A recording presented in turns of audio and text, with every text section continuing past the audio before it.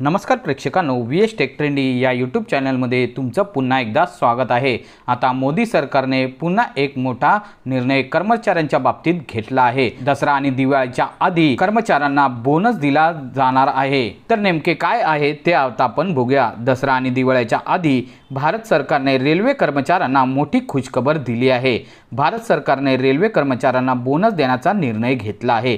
दसरा आणि दिवाळीच्या आधी भारत सरकारने रेल्वे कर्मचाऱ्यांना मोठी खुशखबर दिली आहे। पंतप्रधान नरेंद्र मोदी यांच्या अध्यक्षतेखाली मंत्रिमंडळाच्या बैठकीत हा निर्णय घेण्यात आला। या निर्णयाचा लाभ देशभरातील लाखो रेल्वे कर्मचाऱ्यांना होणार आहे। सरकारने रेल्वे कर्मचाऱ्यांना 78 दिवसांचा बोनस मंजूर केला आहे। या बोनसच्या निर्णयामुळे एकूण 11,72,240 रेल्वे कर्मचाऱ्यांना लाभ मिळणार आहे।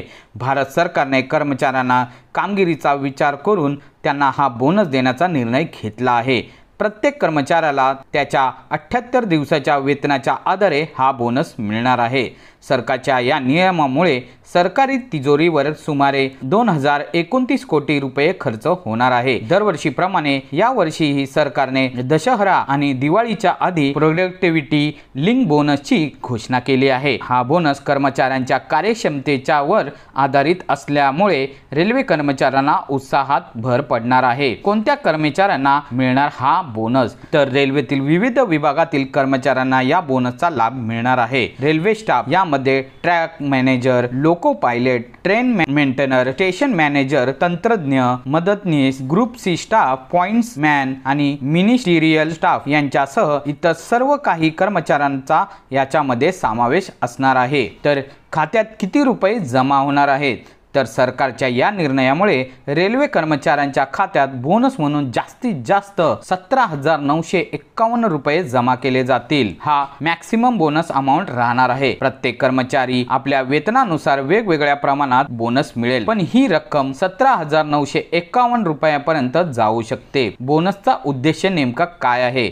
तर रेल्वे कर्मचारी देशाच्या महत्त्वाच्या परिवहन सेवेमध्ये काम करतात। त्यांचे श्रम आणि कार्यक्षमतेवर आधारित हा बोनस त्यांना दिला जात आहे। या बोनसचा उद्देश कर्मचाऱ्यांचे प्रोत्साहन वाढवणे आणि सणासुदीच्या काळात त्यांना आर्थिक आधार देणे। यामुळे कर्मचाऱ्यांचा उत्साह वाढेल आणि त्यांच्या कामात अधिक सुधारणा होईल। यावर निष्कर्ष नेमका काय लागतो? तर दशहरा आणि दिवाळीच्या आधी रेल्वे कर्मचाऱ्यांना दिलेला हा बोनस त्यांच्या कुटुंबासाठी आर्थिक दिलासा ठरणार आहे।